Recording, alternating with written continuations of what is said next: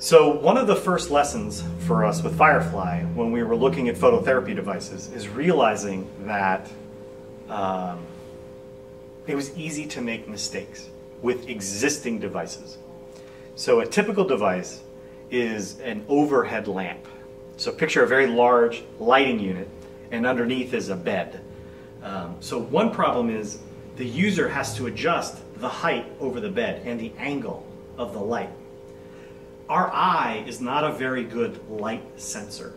Everything looks bright, but one light could be twice as bright as another, and you can't really, we don't have good sensing for light intensity. Phototherapy is all about light intensity. So if I've got the light angled a little bit, it looks like the baby's receiving treatment, but maybe they're not. Or maybe they're not receiving effective treatment. Particularly a bright blue light, it's hard to tell if it's angled incorrectly or if it's too close or too far away. So that's problem number one. Problem number two is that in the bed, it's not obvious that there should only be one baby in the middle. So again, you imagine the light with the baby. It's easy for a hospital to say, well, we could fit 4 babies, 5 babies. Let's put all of those babies in the bed. Now, the baby in the middle is getting treated, but the babies on the sides are not. But you can't tell just by looking. Putting babies all together in one bed, pneumonia or sepsis is the #1 killer, infectious killer of newborns. It kills more babies than TB, tuberculosis, HIV/AIDS, and malaria combined. Hospital-acquired sepsis or pneumonia is a huge risk for newborns. I have a baby, so now I have a baby that has pneumonia, and I put it in a bed with 4 other babies to receive phototherapy. Now they all have pneumonia. How do you stop people from doing that? We could put a sign on it. Don't put too many babies. In what language? So we put it in English. Great. Then we send it to Vietnam. And they're like, what do you think this says? I don't know. You know, put lots of babies. You know, put them all in there. Or we send it to India, where they have a totally different alphabet. So it's very hard with a sign to get people to do what you think. You think, well, we'll put an icon on it, a symbol. We've done other projects in the past where we looked for symbols that would help people understand how to use a device. And it turns out that, again, symbols are not universal. The symbol of a hand, stop, wait, you know, it could mean many different things. Touch, you know, touch here. So we couldn't do it with symbols. If you want somebody to do something, you have at least 3 options. One is to give them an incentive. Every time you do this right, we'll give you some money, or we'll give you something you want. So that's incentives. Training is the other way to do it.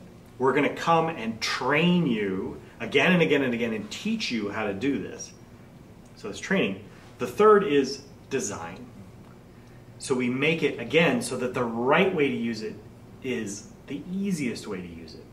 So one of the very first decisions in our design is that we're going to make the bed very small. So you can only put 1 baby in. You can put 3 or 4 babies, but you're stacking them, and it's obvious that it's not right.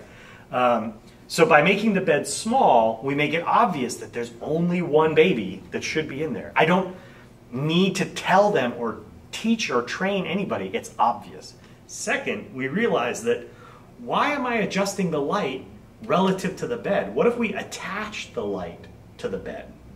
And now wherever you move the bed, the light is always in the right position.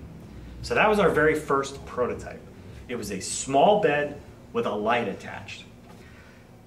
When we did some user testing, one of the things that we realized is that in the United States, Korea, Japan, Europe, hospitals only ever treat what's called mild jaundice, because as soon as a baby is recognized as having jaundice, they start treatment. That's not true in low-resource hospitals. Typically, the mother notices that the baby's not eating. and then takes the baby to the hospital. Now it's been 3 days, 4 days. The hospital says, whoa, your baby's sick, but we don't treat babies. Go to the Capitol. Now they go 5 days, 6 days, 7 days. They're at the Capitol. They say, okay, we're ready to treat your baby. Your baby has very severe jaundice.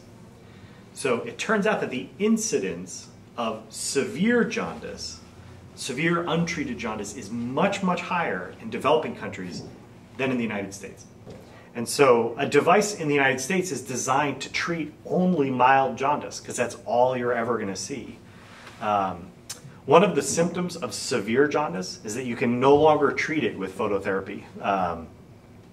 So there's a chemical basically in the blood when you're born that starts to build up, and different people's livers process it at a different rate. Most people for the first week can't process it fast enough. So that's why they get jaundiced. It's a buildup of this chemical in your blood. If too much of it builds up, it can actually cross into your brain and cause permanent brain damage or death. That's called kernicterus. The only treatment at that point is something called an exchange transfusion. So you pump out all of their blood and replace it with donor blood. We're going to do it at lunch. You'll love it. It's going to be a lot of fun. We'll take his and put it in him and his and yours. Yeah. So you can imagine in a lower York, do you want it? That's a terrible, terrible, risky procedure. We made our light twice as bright. So first of all, we're putting a light below the baby and above the baby. So we're covering twice the surface area of the baby. So Firefly is treating newborns that otherwise would have had to have this exchange transfusion. I found one example of an exchange transfusion here around Boston in the last 5 or 6 years. And it was a baby that had flown to the United States, had been born in Guyana, flew to the United States, and then was immediately diagnosed with severe jaundice, and they treated him right away. One baby in the last 5 years. In Yangon, the capital of Myanmar, at the National Hospital, they're doing 10 exchange transfusions a week. 10 a week. Firefly's cut that in half. So now half of those kids that would have gotten exchange transfusions are actually getting treated by Firefly. So we made the bed small, we attached the lights to the bed, and then we doubled the amount of light that's actually on the baby. And those are really some of the big insights. And then we started getting into manufacturing questions about how do we make it so that it lasts for a long time. Get rid of fans, get rid of seams and gaps that let in dust and bugs. And then at that point, it's just figuring out how to do it as cheap, as inexpensively as possible. So looking at different manufacturing processes such that it's affordable.